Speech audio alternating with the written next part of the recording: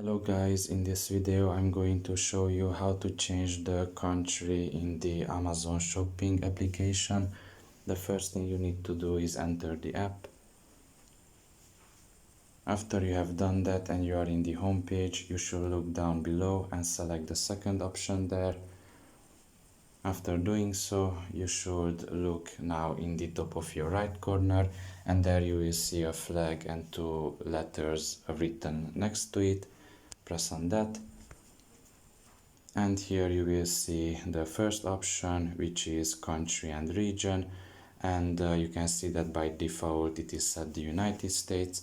And if you press on it, you can select here from a few country options, I guess the more well-known ones. And if you don't find here your own country, you can just leave basically in the default in United States.